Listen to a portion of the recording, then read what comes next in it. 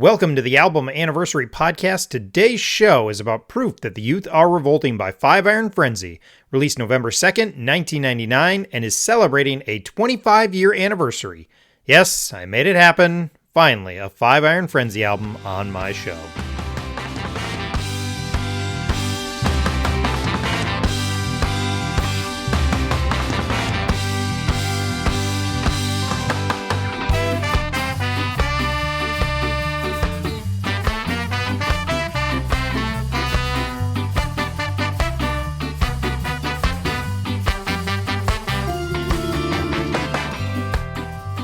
I'm your host, Caleb, or Caleb the Spy on Twitter and Instagram, and every day on those social media sites I post about what I call album anniversaries. And look, it's just the anniversary of the album's release date. If I don't know that release date, I've just kind of picked a date on the calendar to celebrate that album. And that's how this all started. A couple years ago, I created this calendar to celebrate the release of some of my favorite albums. In the last year or so, that list has grown significantly. I now have over 2,000 albums tracked on my calendar. The purpose of the show is to do just that. It's to celebrate one of these albums. So an album celebrating a big anniversary, let's talk about it. Let's celebrate it. Let's, just talk about why we love this album and why it holds up for us. Often on the show, we will focus on alternative rock, punk, and my strange obsession with ska. In the 90s, I was super into the Christian music scene, so that comes up often on the show. And I've always had a fascination with historically important albums or musical events. Today, I'm joined by Steve, and we're going to try and answer 5 simple questions about Proof That the Youth Are Revolting by Five Iron Frenzy. Steve, welcome to the show. Thanks. It's good to be here. Yeah, I'm really excited you could be here. Obviously, I'm excited to talk about this album. Anybody who knows me knows any chance to talk about Five Iron, I will take it. This is the first time that an album has been highlighted, a Five Iron album has been highlighted. So you are the first person who gets to sit through this madness with me. So Thank you for joining me, and I'm sorry, both together. No, it's a pleasure. So, tell us a little bit about kind of your musical background. I mean, obviously you're into music because that's what we connected with, connected about over on Twitter. And so, was that something that you were raised in a house around music, or more something later in life that you discovered? Music has always been a big thing for me. I have pretty, I don't want to say severe, but I have pretty intense ADHD. So, really, like, my whole life, like, if there's anything I need to, like, really focus on, if I don't have, like, music or nowadays podcasts, if I don't have something in the background to kind of drown out all the 10,000 other thoughts, I just can't really focus on a task. So I've always listened to music. No one in my house really ever, like, played music. We just, my mom would listen to music, cleaning the house, cooking. I remember it was a big deal when we got a cassette radio, like, built in or mounted underneath the kitchen cabinet. That was I remember those. Yeah, big thing. She mainly listened to all that we listened to in my house was Christian music, but she listened to, like, early on stuff like Sandy Patty, and then maybe a little, like, Stephen Curtis Chapman, Philip Craig and Dean, Michael W. Smith, all the kind of stuff that when I was younger and heading in my teenage years, I didn't want to listen to. Sure. My brother's about 5 years older than me. At some point, he got his hands on a credit card and signed up for, like, Columbia House or one of those things. So he literally had, like, every CCM CD that came out before, like, 2001. But he wasn't really sharing those for the most part. So when I was a kid, I had, like, the Praise CDs and then, like, Veggie Tunes and stuff like that. But where I really learned about music was youth group. But I never really had a lot of spending money because I didn't get an allowance till I was, like, 15. But that's a long story. So I would learn about. I liked the bands that were popular in youth groups. So I get like CDs for my birthday or Christmas. Hmm. Like I went into high school only knowing like listening to like five bands. Hmm. And it really wasn't until like high school and getting on the internet that I started to branch out, Hmm. especially more once streaming became a thing. Hmm. I think by the time I finished high school in 2006, Pandora had started to become a thing, and that's when I really started to branch out a little more. Hmm. Okay. Well, that's cool. And was it your youth pastor that was like, kind of like, hey, here's some bands, or was it just like the kids from the youth group, or kind of a Yeah, combination? like he would play like the youth leader or whatever it is, like intercline video Hmm. music videos. He'd play music videos and stuff, but a lot of it was just like a bunch of the kids in youth group are into audio adrenaline, Hmm. and we actually went to some event in downtown Buffalo here, like a Miles Ahead Crusade. I don't know Yeah. if they had those in your area.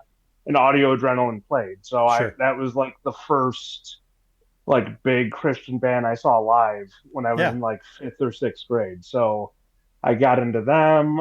The Supertones were pretty popular among our youth group, so I got into them. Hmm. Reliant K. I got a POD CD from church camp, so it's like them, and then I listened to the last two DC Talk CDs, and that was pretty much it until Hmm. I hit high school. That's awesome. I mean, that's cool. That sounds very familiar to a number of Hmm. people I've heard. This idea that you hit that youth group phase, and all of a sudden you get this introduction.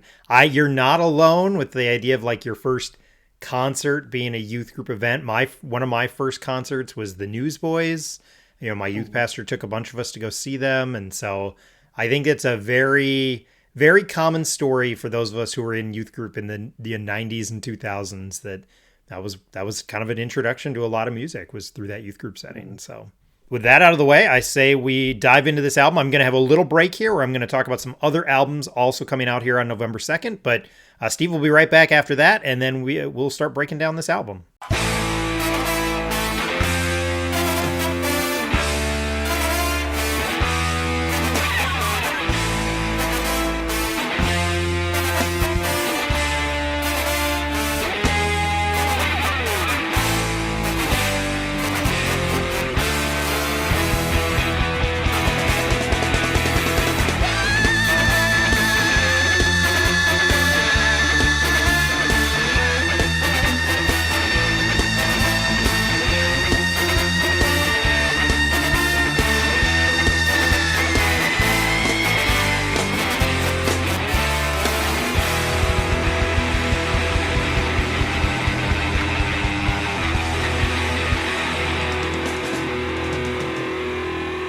This is kind of becoming a trend on this show. I'm going to break in for a second because November 2nd is another one of these big days, a day with a lot of great album anniversaries to celebrate. June 15th, June 20th, October 19th. Those are kind of some of those other ones that are out there. So in fact, back in June, I did what I call my mega show where I covered like 10 albums. I had a bunch of different people and it was difficult. It was a lot of work to get out. So I'm probably not going to be able to do that sort of thing again. So I feel like I want to take just a quick second here and acknowledge some other amazing albums that came out on November 2nd. I did this on the show that came out on October 19th too. So I'm going to try this a couple times, just kind of see how it works, feel it out a little and see if it actually works. It does end up feeling a lot like the early days of the show, back when I would just talk for an hour sometimes about a whole bunch of different albums. But here you go. Let's celebrate some of these albums as well. First off is No Control by Bad Religion, released in, again, November 2nd, 1989, so celebrating a 35-year anniversary. It was their fourth album. This is my favorite Bad Religion album. 15 songs for 26 minutes. Yeah, that's great. It was not originally in my top 150 albums list, but I think it's close, and if my list goes a little higher next year, I think it'll make it in there if I do it at 200, so I really, really enjoy that album. The Nothing Venture by 5 O'Clock People, released in 1999, so celebrating, again, a 25-year anniversary. This was the group's third album. I'm not as familiar with this, but people really, really love 5 O'Clock People, so, it's enjoyable. I think their stuff is all out there on Bandcamp, at least most of it, so you can go find it, and if you want to check out this album. And some of it's on streaming too, I think, but for sure it's on Bandcamp, so you can always go find it there. The Battle for Los Angeles by Rage Against the Machine was released on this day in 1999, so again, also celebrating a 25-year anniversary. It was the group's third album, and I really like this album. I know some people don't love it. Yes, it's a little more polished, but I think some of these tracks are absolutely amazing, and I think side A is kind of perfect. It's just really, really great. In fact, I think Sleep Now in the Fire is my favorite Rage Against the Machine song. I could be talked out of that, and I'm not a huge Rage Against the Machine guy, but I really, really love that song as well. There's Nothing Left to Lose by the Foo Fighters, again, one more from 1999, celebrating a 25-year anniversary. This one is also their third album. 5 O'Clock People, the Rage Against the Machine, and the Foo Fighters all released their third album on the same day in 1999. That's pretty funny. Again, this one's another one that's just a little more polished than their previous album, maybe, I guess. This is the first album with Taylor Hawkins on drums, and it's the only album, I believe, that they put out as a three-piece. Again, a great side A. I also love MIA as a great closing track. Moving on to 2004, one album is I Am Hollywood by He Is Legend. This, again, released November 2nd, 2004, so a 20-year anniversary. This is their debut. I am totally unfamiliar with this. I think this is a metal band or a metalcore band. So this was, I think I got onto my calendar from Eric's list, but I'm guessing people will enjoy this. So check out the In Everglow show. Hey, look, I said it right. And then one last album to cover is by Relient K, released in 2004. This is their fourth album, 20-year anniversary.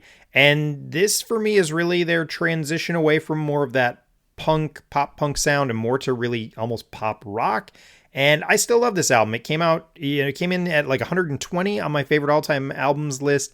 Really love it. It's a great album. And I know if I want to do a show on this, I will be able to find people. So support the show. In 5 years, I'll do another one of these albums maybe, because I try and do, albums that are celebrating a big anniversary. And if you can support the show for like 15, 20 years, maybe I'll swing back to that. I could be like in my 60s talking about Rage Against the Machine. Who wouldn't want to hear that? All right. That was fun. I just, again, wanted to shout out some of those albums. We're going to bring Steve back in, and we'll dive into The Proof That the Youth Are Revolting by Five Iron Frenzy.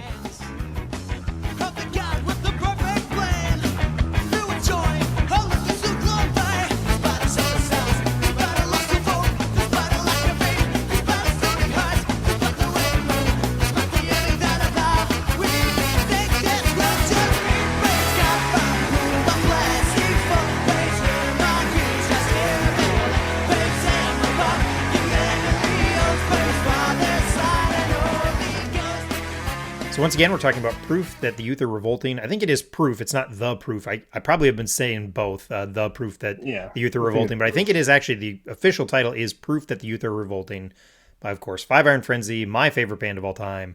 Released November 2nd, 1999. I have started to put a caveat on a lot of these that I think it's November 2nd, 1999. I feel pretty confident about that because of all the other releases that came out November 2nd, 1999. So I feel pretty good about that one. So again, November 2nd, 1999, a 25-year anniversary. And so first off, Jesus Freak Hideout. So I'll get right into that a little. Jesus Freak Hideout has this release date of November 16th. But again, I am very confident. So you might find some other dates out there, but I feel really confident it's November 2nd. And I could find even a couple other sources. I remember anticipating this.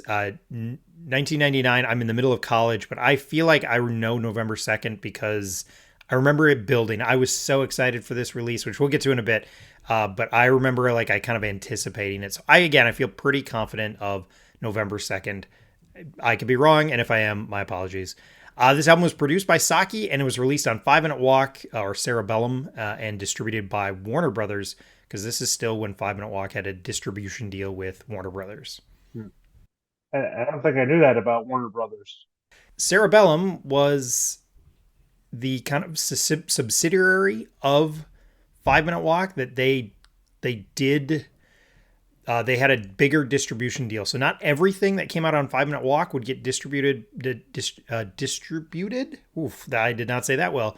And it may not be Warner Brothers, it might actually be Warner, but anyway, you kind of a bigger distribution. And I think the reason they signed that deal was because of the first 5 Iron record, because that was 1997. Ska is still the thing. Actually, 1996. Sorry, 1996. Ska is still the thing, and I think Warner felt like there was an opportunity to make a little money off of it, so they signed that deal, and I think that was one of the first albums that they distributed on Cerebellum. So that's little insight into how 5 Minute Walk worked. This was the group's first live album, and it really made sense at the time. They were total road warriors back in the day. Those first couple years, they toured nonstop. So I think it made sense for them to produce a live album at this time. Mm-hmm. It would be put together from 11 shows on the tour they were doing, including their 1999 Cornerstone performance, which is obviously, if you've listened to this album, is used in the introduction. I believe it is Frank Tate who comes out and says, "Welcome, Cornerstone, 5 Iron Frenzy." So, but they did reuse 11 shows. They mashed them all together. They took the best cuts from each one, but then they did use a lot of it was kind of based on that Cornerstone performance in 1999. Doug TenNapel did the art for this album, which I think to this point he had done. He didn't do the artwork for the first one, but he did the artwork for our newest album ever. He had done the artwork for Quantity Is Job 1, and then he did the artwork for this. He would do artwork for a couple at the end as well. Mm-hmm. But this is actually a clay statue, I believe. It's not a drawing. And then it was photos of a clay statue. That's what I think it is. That's what I think it looks like. I could be wrong on that, but I think even in the liner notes, there's something about sculpted by Doug TenNapel. This is from the liner notes. If you attended the show, any of those 11 shows, you could sign up as a background singer. So they had, if you go to their merch table at the time, they had a little sign-up sheet, and you just a clipboard, and you would sign your name. And then there was about 7,000 names that are included in the booklet as backup singers on this album. Sadly, despite my love of 5 Iron Frenzy, I was not making the trip to Cornerstone in 1999. My first trip to Cornerstone was in 2002, and this tour did not come close to us, so I was not one of these background singers. Are you one of the background singers on this, or did you not see them at this point? No, I would have been like 10 or 11 years old. But I think that's the reason that those liner notes were a poster. They needed the room to fit all those names. That's exactly it. Yes, the booklet does fold out. It's a poster. The one side is the names with some pictures, and the other side is Doug TenNapel's creation in it. So yeah. And this album, it would chart on the Billboard 200. It would reach 190. So pretty good showing for a Christian ska band, even though ska was a thing back in the late 90s. But in the top 200, pretty solid performance in my opinion. All right. That's all the fun facts I have. With that out of the way, I say let's dive in and start answering some questions.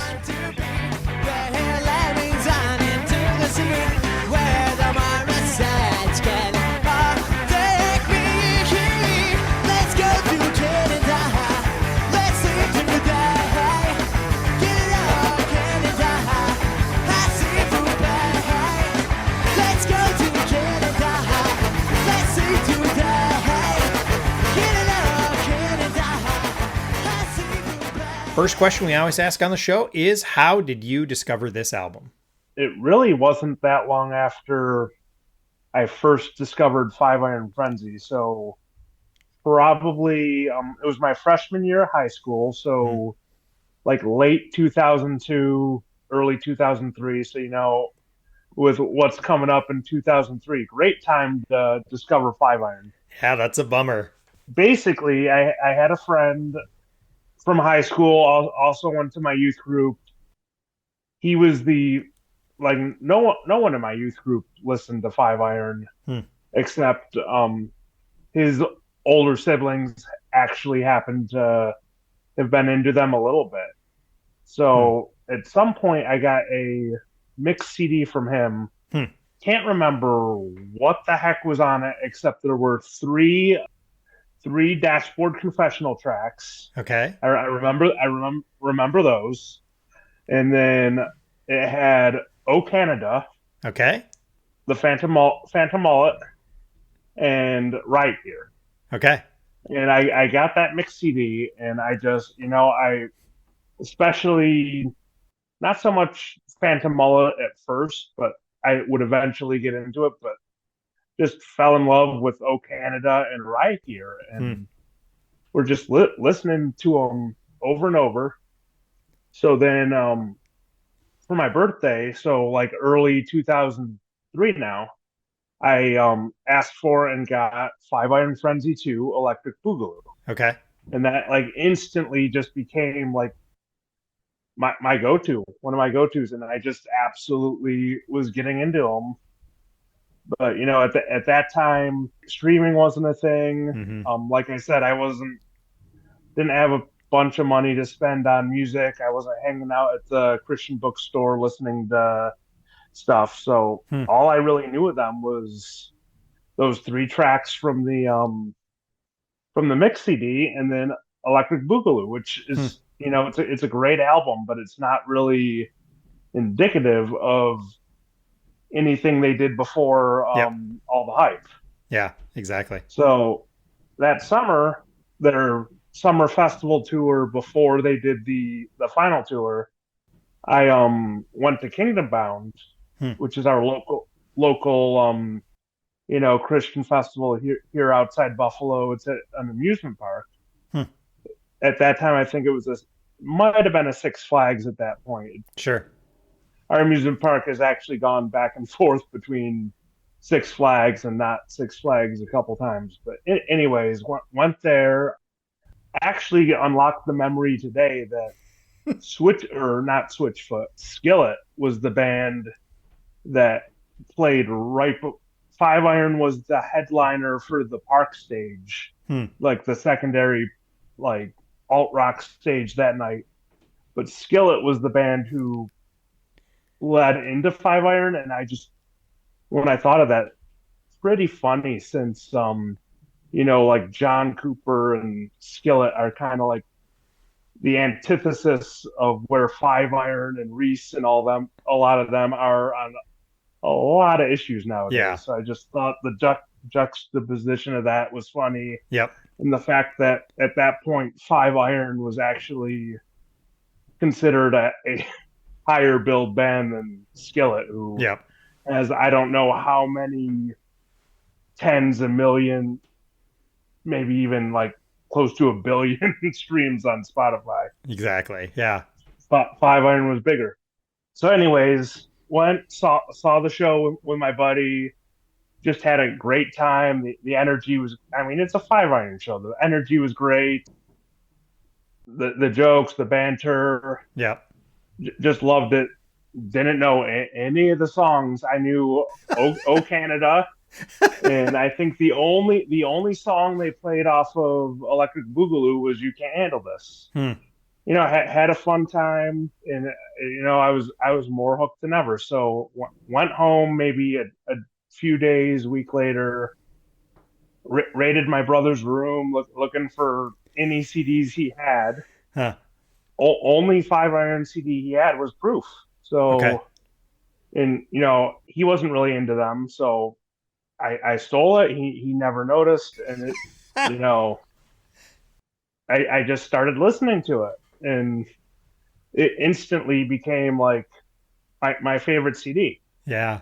And that's actually that CD is where I was introduced to many of their early songs. Yeah. Yeah. So like for years I preferred the versions off of Proof to the actual album versions, and I think it actually made getting into upbeats and beatdowns and our newest album ever a little tougher for me because I'd listened to the track from Proof and then I listened to the track from that studio album and I'm like, I like this better. Why am I going to listen to this That's album? But of funny. course, eventually I did get into those and I cherish all the versions of those songs now. But Yeah. That is great. So it started with theft. I love that it eventually led to just yep, theft. That's great. I yeah. think Five Iron would be proud of that. That's pretty awesome. So it's so funny the way people get into bands, and I'll call it that you feel like you're a little late on Five Iron, as obviously they would break Mhm. up, shortly after you kind of got into them. So I'm late on a lot of bands, so I don't think that's a problem. I'm all for it happens, right? You get into it and you just got to go back and you just got to embrace it, and there's no shame in saying, yeah, I was late on this. I was the total opposite on this. I was by this point Five Iron by 1999 for sure. Five Iron is my absolute favorite band. They are already there for me. So I had already seen them in concert at least a half dozen times, probably even into the double digits by then because they were road warriors. They had been touring so much. So I was absolutely, again, so into this. I was so excited about this. And I feel really confident. I got it day one, and I'm pretty sure I didn't stop listening to it for weeks. And I still can to this day sing along with everything in on this album. I can do all the in between song stuff. I still have all those parts memorized. I still yell out underwear when they yell underwear. I mean, it's there's no question this was a huge one for me, and I know I got a day one because yeah, they were already my favorite. So pretty hilarious. Those are two really, really kind of the opposite direction to this album. That's pretty awesome. I love it. Tuck your eyes and begging different. Just to feel like you're kind. Delay the changing night. For the underground, you from the body.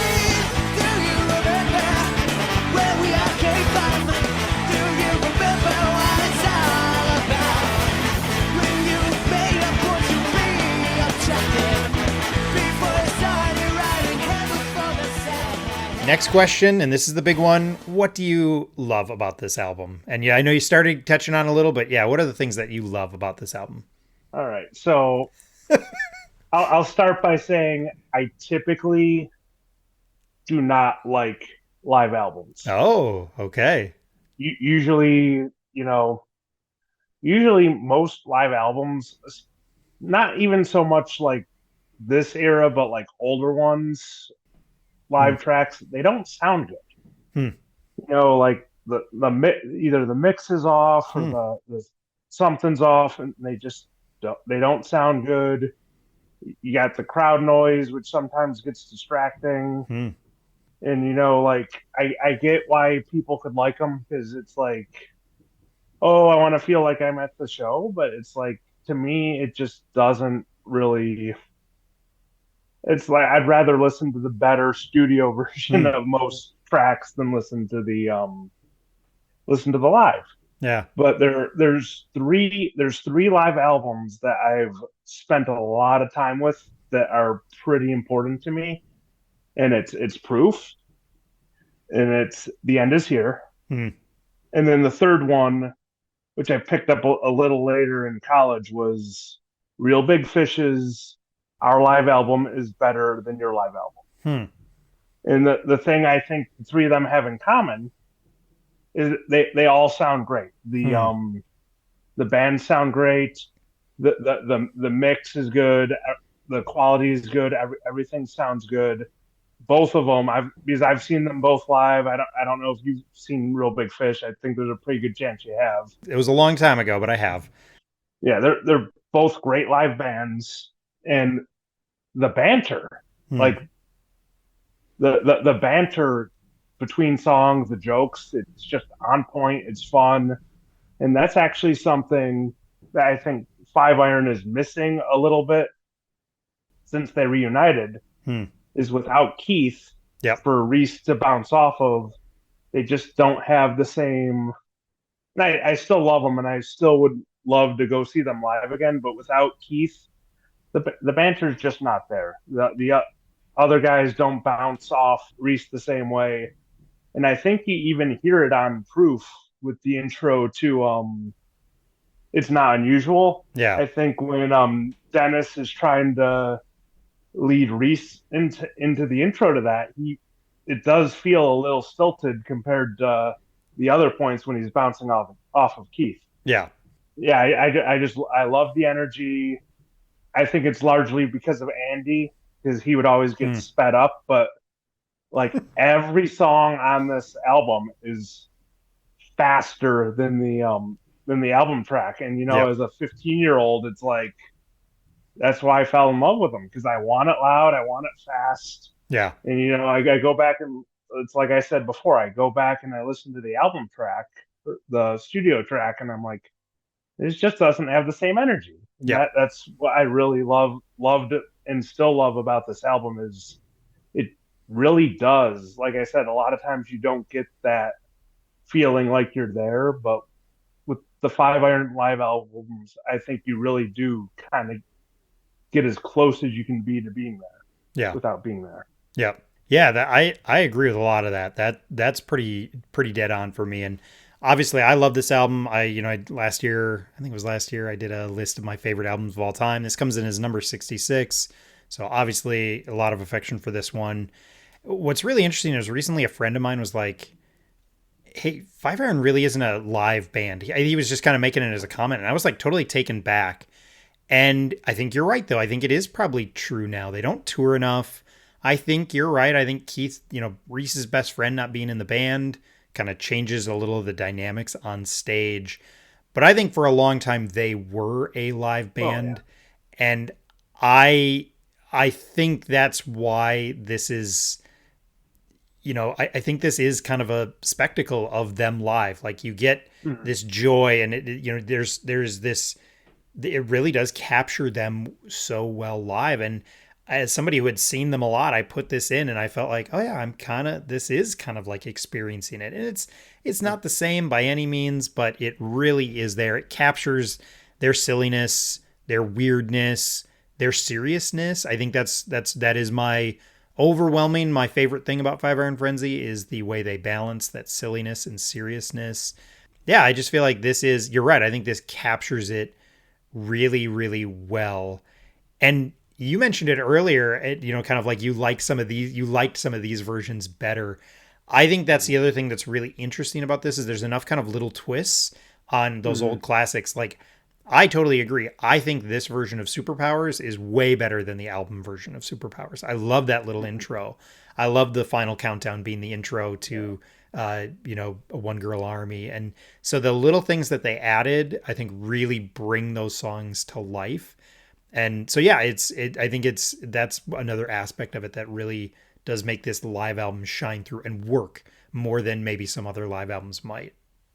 Kind of like, I think it's really interesting how you got into it because it really is like a greatest hits album from their first three albums. And like this is a great way to get into this because it totally is. Instead of doing a greatest hits album after three albums or two albums in an EP, which would have been a little serious or a little silly, they go out and they do this, this live album, and that really kind of captures it. So I think that's the other thing is it really is kind of it's a little bit of a greatest hits from their first two albums in that Mhm.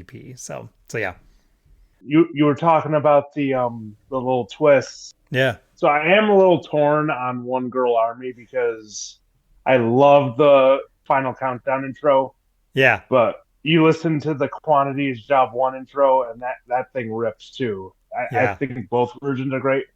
But yeah, I love the what is it? The Cure Close to Me on the intro for Superpowers. And I Yeah. was thinking the other day, it's like I wish they had done more like new wave or like synth pop covers, Yeah. which was a big thing in ska. Real Big Fish did several. Goldfinger did a few, Hmm. but like Not Unusual, Sweet Talking Woman, they really didn't do any 80s songs, and Right. it's just something I wish. And I know Reese has complained on Pickle and Boot Shop a bit about the songs that his band wants to cover Right. versus what he would cover, but that'd be fun. I was even thinking it might be cool to get Five Iron to see if they could perform some Fantasy League, but Sure. I don't know if that would ever be in the cards. Yeah, I think that'd be tricky because I heard an interview with Leonore about it, and they did auto tune the heck out of her voice on that. And so that might be a little tricky on that one. You're thinking of Fast Feeling. Oh right? yeah, I'm thinking about Fast Feeling. My bad. Yeah. So Fantasy League, who's that? You got to help me out here. Scott and Yeah. oh, what's his name from 11D7? Yeah. Matt Yes. Yeah. Langston. It would be interesting to see them do some of those. I mean, because that did start out as Reese was going to be involved in that, and Yeah, then he wasn't it wasn't like Pool involved. Party Yeah. Death Machine or whatever? Oh, Pool Party Death Machine. That is a good pull. I can tell you're a diehard fan if you can pull out the Pool Party Death Machine. I still follow them on Twitter. Still waiting for that. Gently lifting hands to heaven, softened by the sweetest hush. Father sings over his children, loving them so very much. More than words could warrant, deeper than the darkest blue. All that I have ever wanted was to give my heart to you.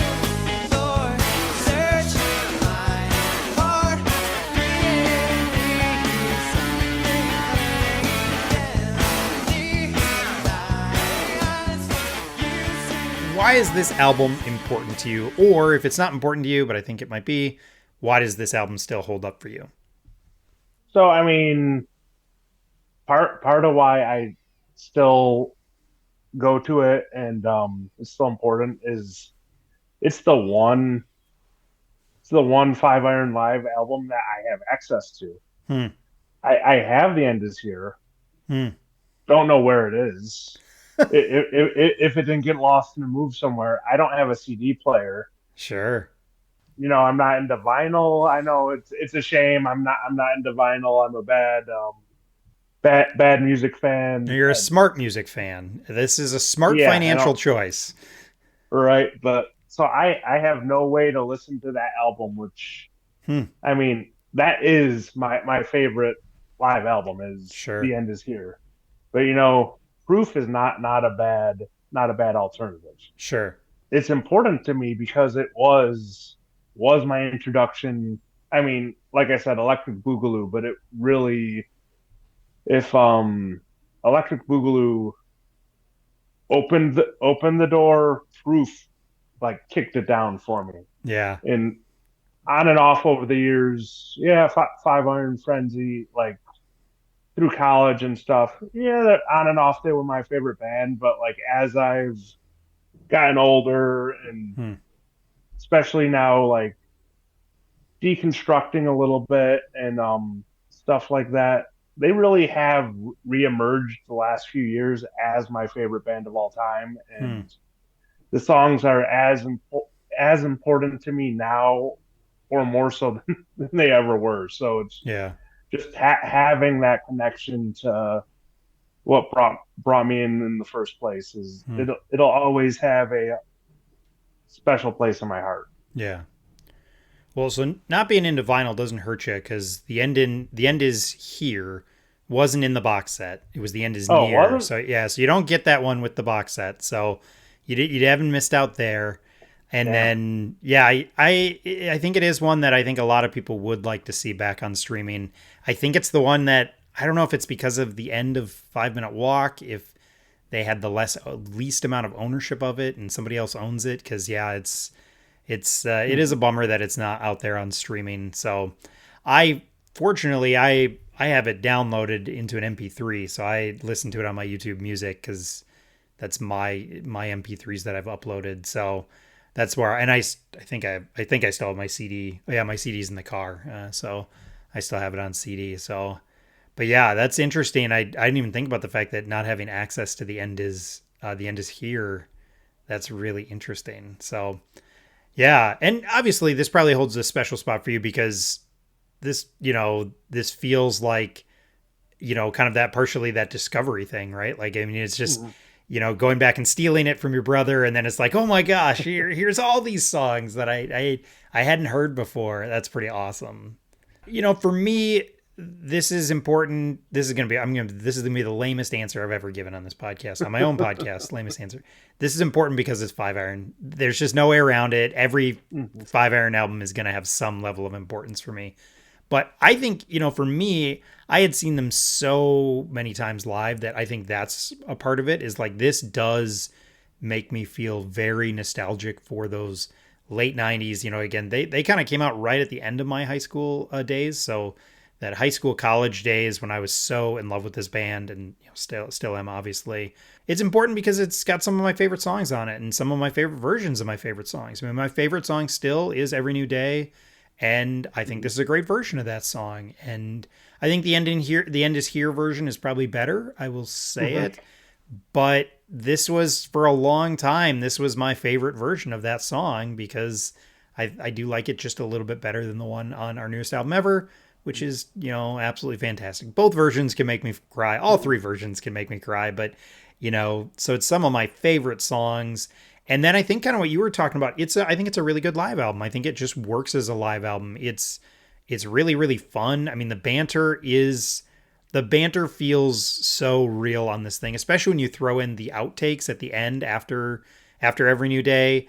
You really do get to see kind of some of the goofiness of this band come through, and that's always been an appealing factor to me from this band. I like their serious turn as of late, and how a lot of them, it has been more serious. I mean, they're some of them are in their 50s. You're allowed to be a little more serious. Yeah. It doesn't have to all be silly jokes, but the fun of this really does come through, and that makes me feel great. It makes me feel like I'm in high school and college again. It still sounds great. So Yeah. like sonically, it holds up. Like just in general, for me, like I said, I've gone the last like 5 or so years. I kind of went through a little bit of a faith crisis and deconstruction. There was a time a couple years ago I didn't want to listen to any Christian music. And the last few years I've gotten back into it, and I listen to a lot of the stuff I used to again. But like what's different with Five Iron, almost all of their songs compared to some of the other bands I listen to is the other bands I'll be listening to some of their old stuff. Like it happens quite a few times, not a ton, but like I'll be listening to the Supertones and hear a lyric and I'll just kind of like, where I am now, I'll cringe. And even like Reliant K, I was listening to my girlfriend, Marilyn Manson, Ain't My Girlfriend, the other day, Right. cringing at some of the stuff in that song. And it's like, I think I'm fortunate that like a lot of the bands that I liked, the guys are actually still like pretty cool. And I mean, I think nowadays a lot of their like views would line up with where mine were, but back then they were different, and that's why I like cringe at that kind of thing. But like with Five Iron, like there's really not much in their whole library that would make me cringe. And it's like they were kind of already back then kind of progressive. I mean, the first song on the first album is about Native American genocide. Right. I mean, they were already kind of paving the way for me to, follow them left. The only song in their whole catalog that would kind of make me cringe off the top of my head would be Fahrenheit. And I think, honestly, where Reese is nowadays, he probably cringes at it too. Yeah, I know he doesn't talked love that about song. that. Yeah. Yeah. I think that is, I mean, obviously their discography holds up for me. It hasn't worn out its welcome at all, and I can still listen to all of it without any sense of, and I will say, like, when I talk to people at work, because people at work will ask, I've gotten to know people, and so they might ask, like, oh, what do you do for fun? Oh, I run a podcast. Oh, you're into music? What's your favorite band? And I will make the joke that, like, it's a crappy ska band from Denver, Colorado. Like, just so it's a crappy Christian ska band from Denver, Colorado. Just so we're clear, this isn't the most amazing thing on the planet, but it's touched my soul. And I think that is still why they hold up for me. They still to this day can stir emotions in me. I can't tell you, obviously the joke songs or the silly songs I haven't, but there's not really of their serious songs. There's very few songs that I have not shed a tear listening to at some point because Yeah. even they'll hit me in a different way as I age, and there'll Hmm. be different moments. And I think that is what is. I don't think I'm alone in somebody who has been overwhelmed by the power of.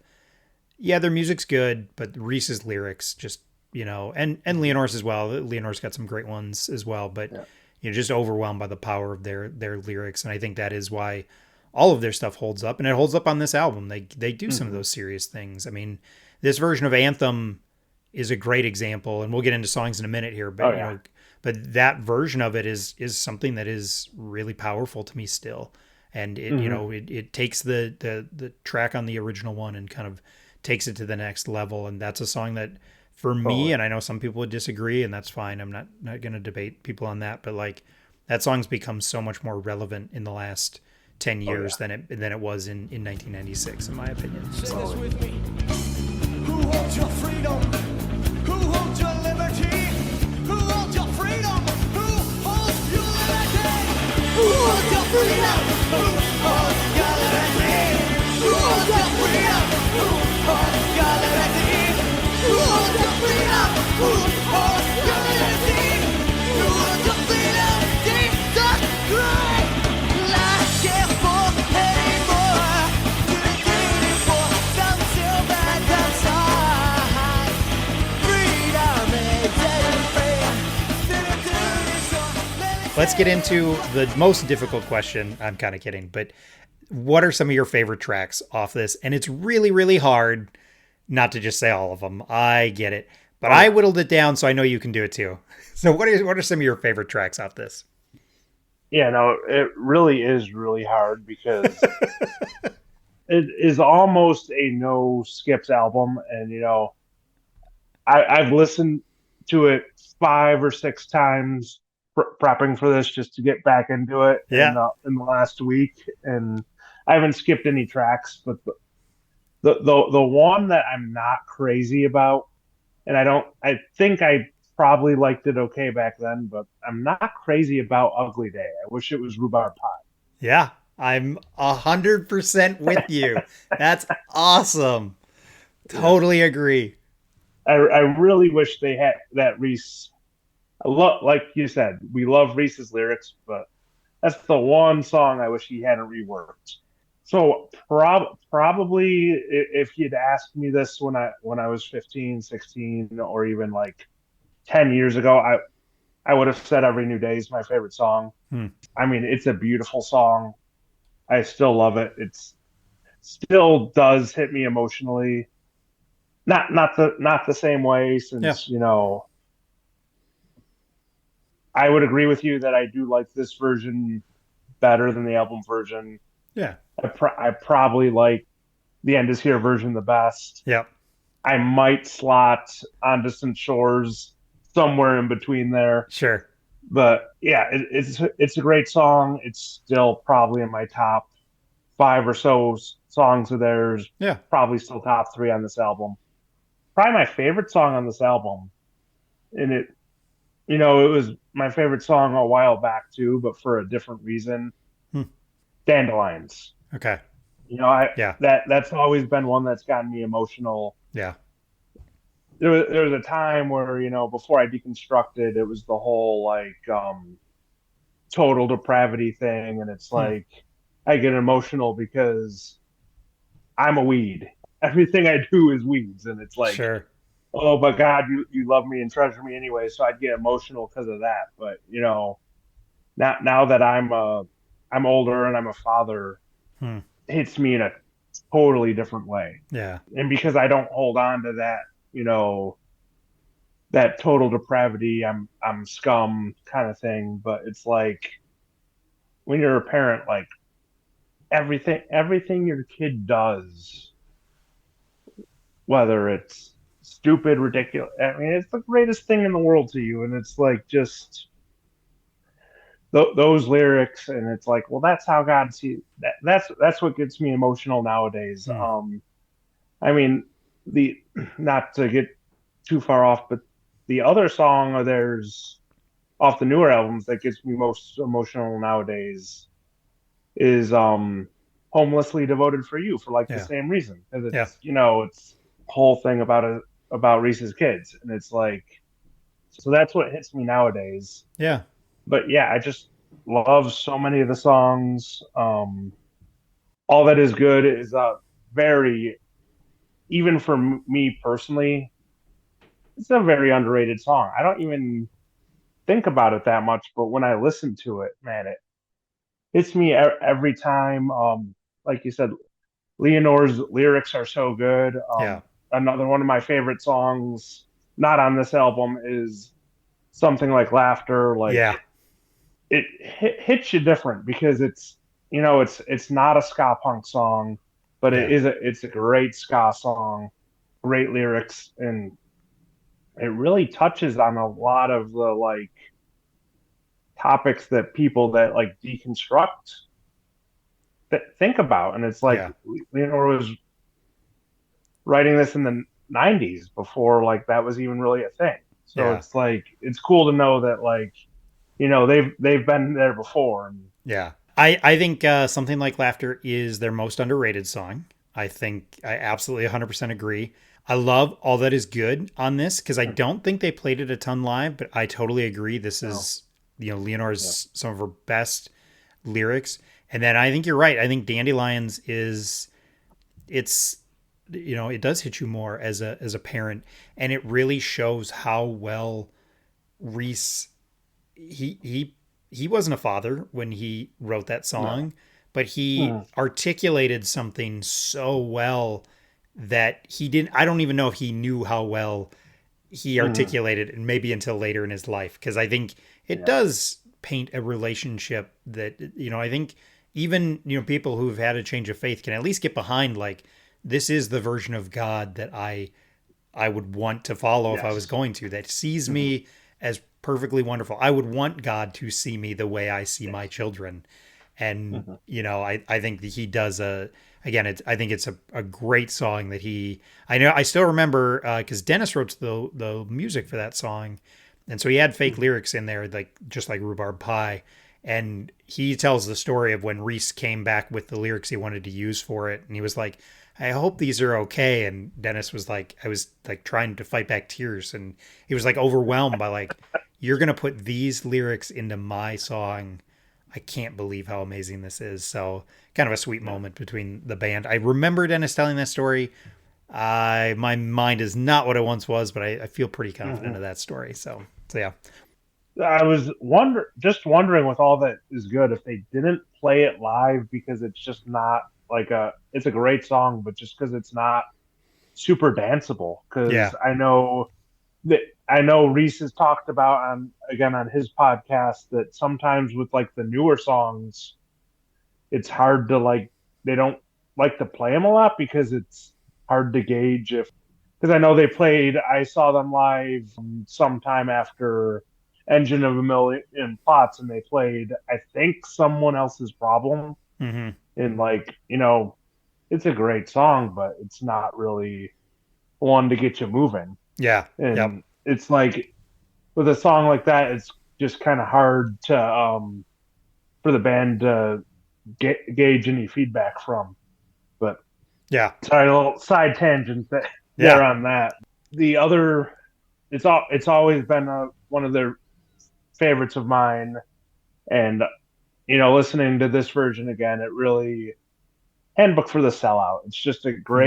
great ska punk song with that ska core hardcore. I love the it's either trumpet or trombone solo in the bridge going into the breakdown, and it's Mm. just, man, I'm 36 years old.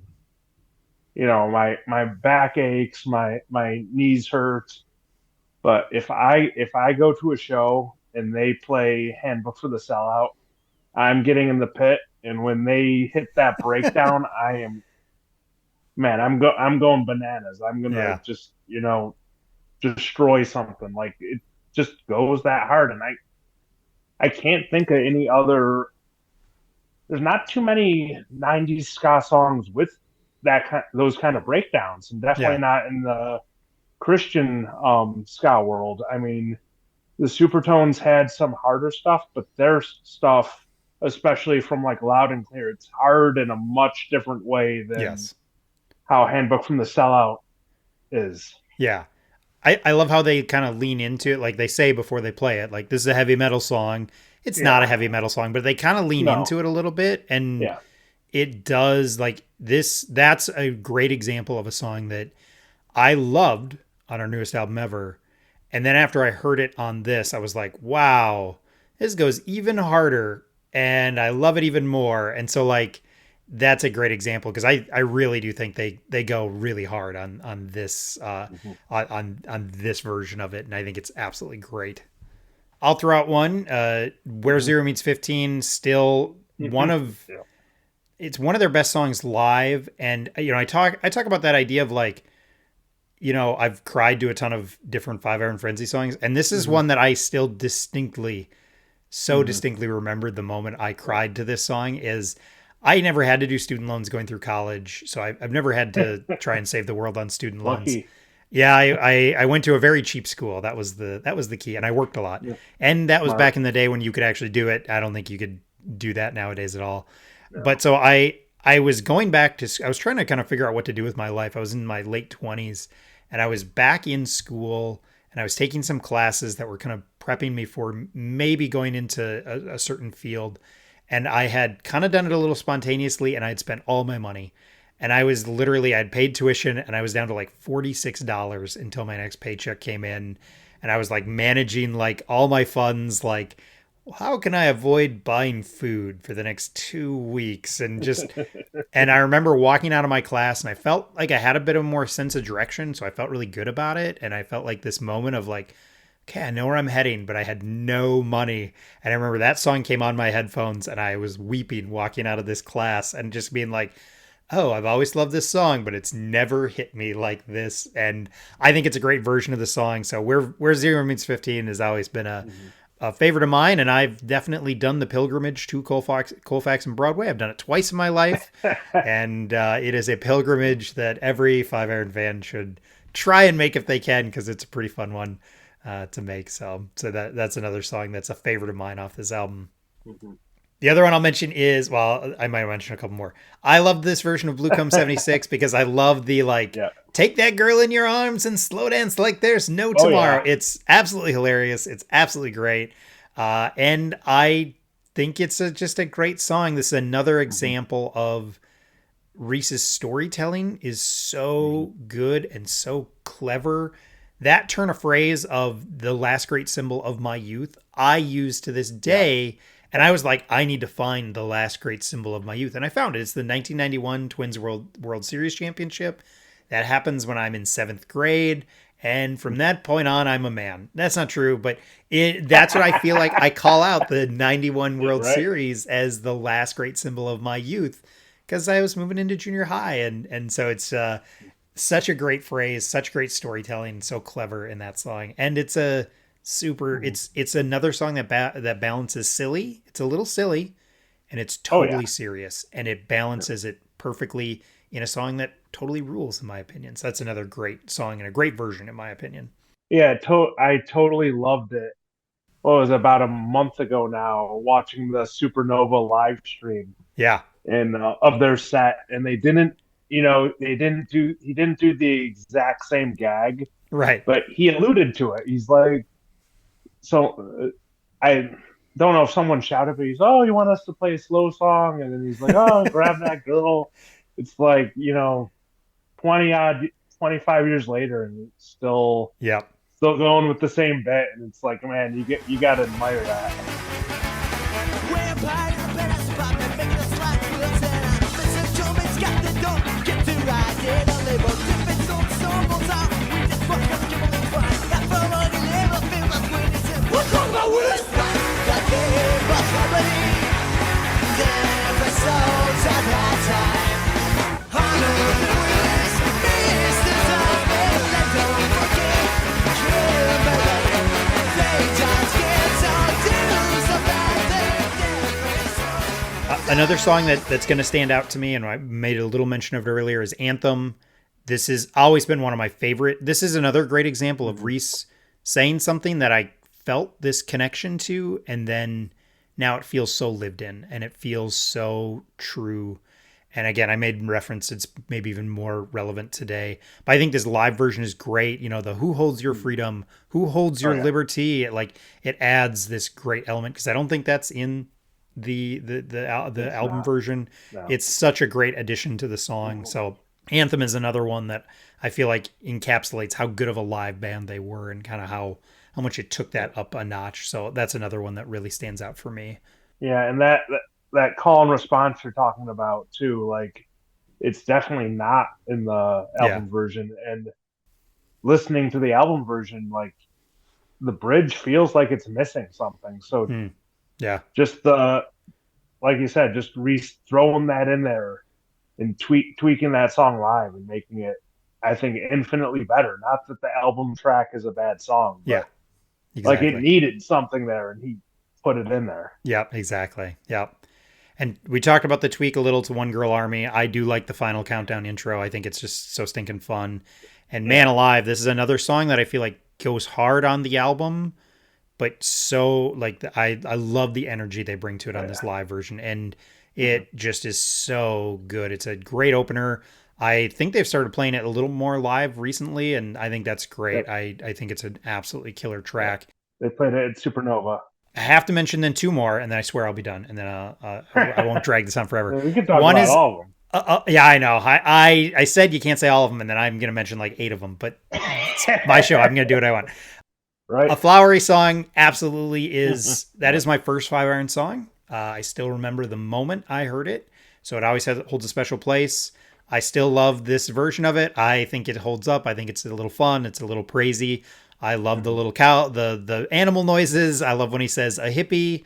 It's hilarious. The whole thing is just great. Again, another silly and serious all in one swoop.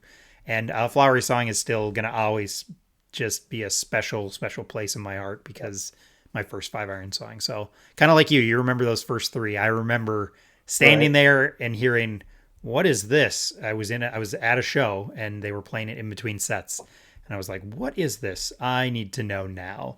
And yeah, I was hooked from the get-go. So Yeah, I love the bass line in that song and the intro, and little somewhat embarrassing anecdote. So like either last year or the year before, on my Spotify Wrapped, A Flowery Song was one of my top 3 songs. uh-huh. And I believe the main reason why is because every time it came up on shuffle or one of my playlists, I would start it over like 5 times to hear the intro over. And There you actually, the go. Old West was on there too for the same reason. That's But pretty good in 2020, the late 20s, and still showing up on people's Spotify raps. Rap. That's pretty good in my opinion. So hilarious. And then I will say it, every new day. We already kind of talked about a little. There's a great version of it. It's still my favorite song. I kind of often mention, It's My Heart, and that ending, for me personally, still, my faith still very much sings out to that song. Healing hands of God, have mercy on our unclean souls again. Jesus Christ, light of the world, burning bright within our hearts forever. Freedom means love without condition, without a beginning or an end. Here's my heart, let it be forever yours. Only you can make every new day seem so new. That line, freedom means love without condition, without a beginning or an end. Still, Yep. I've told this story a number of times. I was at the show in Denver, the Until This Shakes Apart release party. I was having a great time, and that song came on. I did not see it coming, and I am there in the middle of Denver. I was there by myself. I didn't know anybody else at the show. I flew out by myself, went to the show by myself, and there I am just standing in the middle of this club in Denver, crying my eyes out. And still to this day, almost every time I hear that song, it makes me tear up. So I have to mention it. That song is very much my heart. I'm going to play, I insert little clips from songs throughout the show. That's going to play at the end of the show. I'm going to try not to play the whole song. That's my attempt, because I still love that song. So yeah. Yeah, I was pretty bummed the last time I saw them live that they didn't play it, but I Yeah. understood why at that time they weren't. They Yep. also didn't. I know they went back to playing it again, but they also didn't play it at Supernova. wrapped with "Cool Enough for You." So I don't know if they're playing it now or not. But So the rationale, because then they they closed with it at Furnace Fest. So okay, I think they did. I believe somebody said, yeah, somebody said that they. gotcha. I could be wrong. Somebody made mention of Every New Day at Furnace Fest, so my assumption is they played it. I think their general feeling, their general philosophy is if they're the closing act, they close with that song. If Gotcha. they're not the closing act, then they may skip it. And Gotcha. I don't know if you've seen them live recently, the way they do it now, because, you know, it must be said, you know, two of the members aren't believers anymore. They're not Christian. And so Yep. what they do now, and I said this recently on another podcast, so I'm potentially repeating myself, but that's okay. They play that, and then Andy comes out and they play Bohemian Rhapsody, and Andy sings Bohemian Rhapsody with the crowd. So they play Every New Day, and then he comes out and he does that. And I think it's kind of a way to, like, you know, they have their kind of the Christian ending to the show, and then the kind of Gotcha. I think they understand that a lot of their fans have also deconstructed, and a lot of their fans are maybe not believers anymore, and or maybe never were, and they have fans that they've pulled in who are into them but are not really believers and never really were church kids, but have just found them at some point. And so I think it's kind of a way to have that Christian ending, because I think it still is, to the vast majority of them, it is still their most important song, but also recognizing that's not where everybody is at right now. So let's do this other thing to kind of make sure everybody has a way to be here and be a part of this the end of this set. I think I am speculating a lot on that. So somebody could be like, that's not true. And you'd have to trust their opinion, but that's my feeling. Yeah, it's just really, again, beautiful song, and it just blows me away because the person who wrote the lyrics to Phantom Mullet Yeah. and Mayonnaise Taco Monday and stuff like that has no business writing that song. Yeah. I don't know how he did it. Yep. Have you ever heard? Oh my! I swear this won't be a tangent. I know it's getting late for you. Have you ever heard their final performance at Cornerstone? No. Okay, I have it in a Dropbox. I can send to you, and you can pull it down the MP3s and listen to it. So before they played their final set at Cornerstone, they played Every New Day to close. Joe Yerke from the Insiders came up and sang it with them. Reese's mic blows out at the end, so you can only hear Joe singing at the end. It's kind of a weird thing. But before they played that song, Reese gets up and he says, or he's standing there and he's like, you know, this is the song I prayed to God that he would give me a song that I never got tired of singing, and I never have. And he straight up says, he's like, I know a lot of Christian artists will go up there and be like, this song is inspired by God. And then they play the song and I'm like, man, it's trash. It's just not good. And he's like, I genuinely believe that this was one of those things that God really moved and really did it. And so it's interesting to hear him talk about it, but that was kind of his mantra. So I have that in a Dropbox. I can send it to you. I think I still know how to do that, but I have a whole bunch. I have like 250 live songs that are like bootlegs I can send you, and you could pull down and experience. It's a whole train wreck of music, let me tell you. So Love it. So like a song that I should have no connection to. So I was born in the late 80s. yeah, I don't think I've ever once like I grew up in the 90s and the 2000s. I don't think I've ever in my life seen a full episode of Different Strokes. Different Strokes. Yeah. But man, Arnold Willis and Mr. Drummond just, especially live, that song just rips. And when Yep. I have no emotional connection to the lyrics at all. But when that song goes, I go crazy every time. Yep. Yeah, it's a great song. Yeah. It's one of their great punk rock songs from that first album that I totally dig on it as well. I was born in the late 70s. So I totally did see Different Strokes, but we didn't have a TV for a lot of my youth because we didn't have the money for it. So I don't think it was much later in my life that I saw Different Strokes. I did see a lot of the Dukes of Hazzard, which gets mentioned in there. And I had a lot of, again, we always make the joke in our household that my underwear had somebody else's name in it till I was in about 6th grade because we got hand-me-downs from other people. Yep. And there was a guy named Andy who his name was in most of my underwear, and I also got a lot of Dukes of Hazzard hand me downs from Andy because he loved the Dukes of Hazzard. And I did too, and he was about 2 sizes bigger than me, so I would get a lot of Dukes of Hazzard hand me downs. So yeah, I totally can relate to that song, and it's a great little punk rock song that kind of the energy on it's just so good.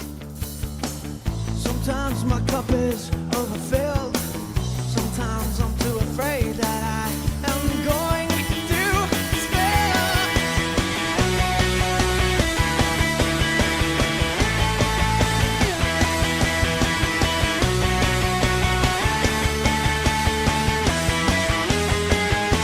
Hey, wanna try and save the world, but it never goes that way.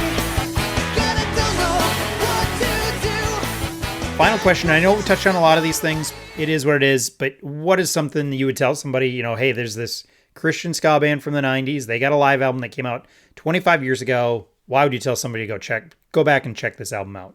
I mean, like I touched on before, it's the live album that you can find, and Yeah. they were, like we said, a great live band. Yeah. And not that they're, I mean, like we said, not that they're not now, but it's not the same. Yep. And this was them at their peak. Yeah. I think The End Is Here is more so just because of that energy and emotion of that show. Yeah. Like I said, no skips on this album. I agree. Only one song that I really don't care for, but the rest are all good to great. I mean, we didn't even talk about A New Hope, which is that song goes hard. The cover of It's Not Unusual is fun. Like everything is either just it swings back and forth between emotion, silly, fun banter. Yep. It's just a you'll laugh, you'll cry. I mean, they go from A New Hope, that deep, heavy song, and Yep. that's one too that just they wrote a song about Columbine, and 20 years later they put another song about school shootings on their newest album because it's still Yep. it's sad that song is still relevant. Yep. But Exactly. you got that dark, heavy song, and then they immediately at the end of that track they go into, what is it, Kingdom of the Dinosaurs, Yeah. and then right into Arnold Willis and Mr. Drummond. So it's like you go from that like dark, heavy, song, and they just know.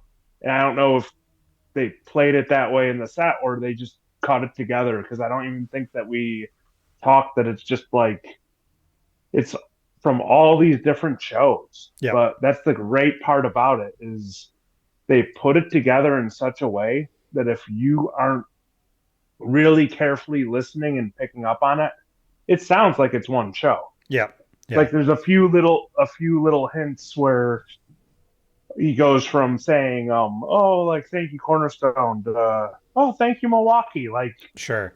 where you could pick up that, it's different shows. But for the most part, it just flows seamlessly. Like, Yep.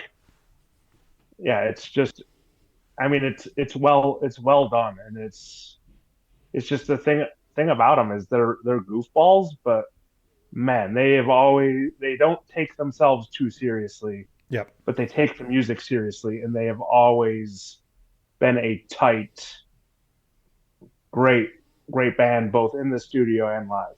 Yep. It shows. Yep. And I think you nailed it. Like, I think Saki is the hero of this album in a lot of ways. His production on this is the way even the idea of like, hey, we're not just going to record one set, let's record a bunch of them and put them together. But I agree. It feels, I can't even pick up on any of it. I don't have a great ear for those sorts of things, but it's absolutely seamless. You're right. It is the 5-iron balance of silly and serious rolled into one. And this is maybe their best example of it. This might be a better example of that than their final show, even though the final show is pretty funny. And I know it's not their final show anymore, but this one is so well balanced. I mean, the joke about the Christian, we can't sell it in the Christian bookstore is still hilarious. And then they made that again on the last one. It's funny both times. And yeah, I think this is a great introduction to the band. I think if you want to get to know this band, this is a great way to do it. It's really hard to give somebody an album sometimes and be like, especially when you get up to a band that's got 7, 8, 9 albums, like, hey, here's the one album that'll really show you who this band is. And I think this in the end is here are two good examples of you can kind of give somebody a band and be like, hey, this is a live set that really highlights how good of a band they were live at the time and kind of really captures who they are and a lot of who they are and really does it really well. So I love that idea that this could be such a great introduction to obviously a band that means a ton to me. I was only 5, but I still remember when highway turns at the bottom of the hill. My parents both are frightened because they loved each other still. An ordinary code made classic. Action of a sibling like a coup. Beard wasn't just a code, my the window. It was the last great symbol of my youth. Have you seen my God? Sorry, it was in a head. It's better than the line. But it's the rise of back. Now in the people lying on the grass. Okay, that's it. That is our breakdown of Proof That the Youth Are Revolting by Five Iron Frenzy. Also a very fun pun that my kids laughed at when I was told them I was recording about this album. They thought that was pretty funny. It was released again November 2nd, 1999, celebrating a 25-year anniversary. Steve, I know you're online. I know you have a bit of an online presence. Where can people find you online if they want to follow you for more insightful commentary about Buffalo Sabres hockey and music? So, I refuse to call it X. My Twitter handle is. That's very Gen X of you to not call it, to refuse to call it X. I'm a millennial, but yeah, I guess I am Gen X that way. So my Twitter handle is on the Warpath Buff, BUF, all one word. Name for my now defunct hockey blog. Okay. I still do tweet quite a bit about hockey and my beloved Buffalo Sabres, who are terrible, but nowadays I tweet about everything from ska to Star Trek, Star Wars, Marvel, deconstruction. Yeah.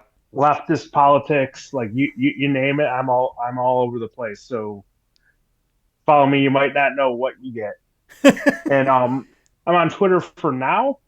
I'm also on Blue Sky at the same handle, but not on there much. But you can find me on there, and I'll be there if anyone's ever on there. Which sounds good. Doesn't seem to be too much. Yeah, I never switched over.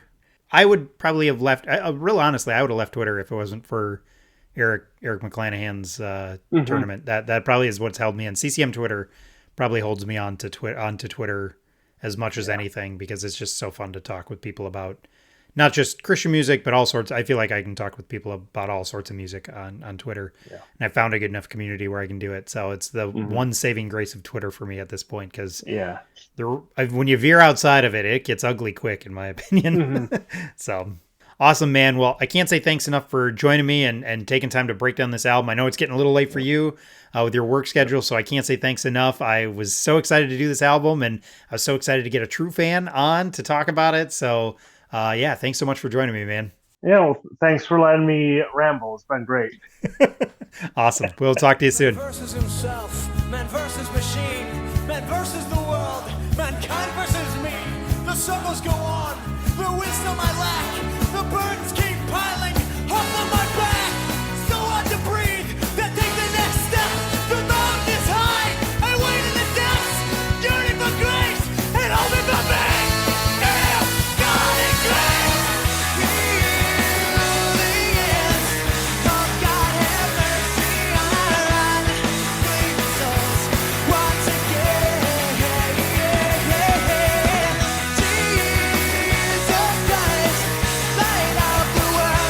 Burning back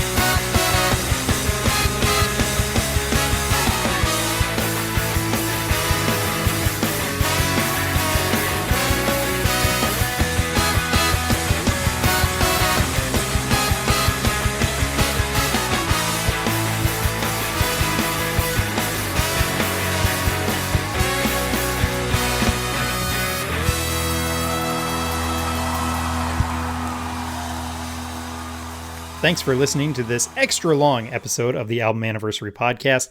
I want to say thanks to Steve again for joining me to break down this album, and it was just great to have him on the show and to talk about this album. And super interesting to me, kind of the way like he discovered this album versus the way I discovered this album, and kind of from two totally different places, which is pretty amazing. Let us know what you thought about this episode. What did we get right? What did we get wrong? What are your favorites from this album? You can find me on Twitter at KilledToSpy, no spaces. I'm also on Instagram at KilledToSpy with underscores.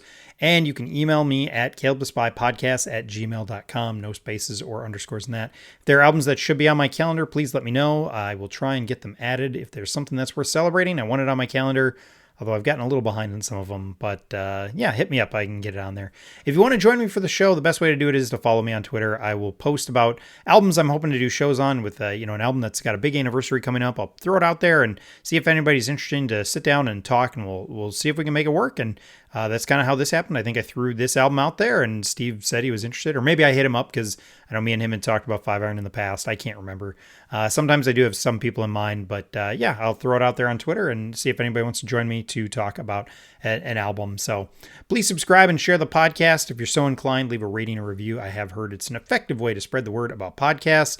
Most of all, I just want to say thanks if you engage with me at all on social media. I put a lot of time and energy into setting up the daily posts. So seeing people kind of rediscover or revisit or kind of vibe with an older album they haven't checked out in a while is always great.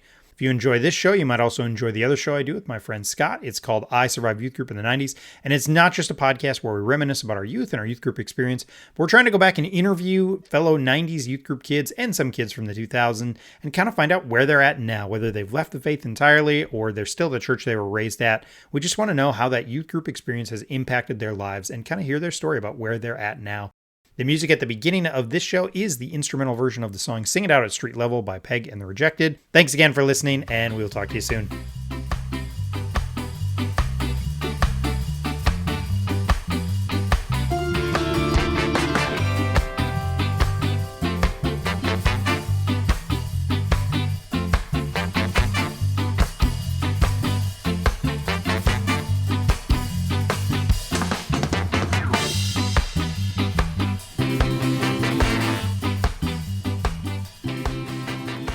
I think that's a pretty good breakdown of this album. Oh, wait. Oh, no, hold on. We have one more question. Whew.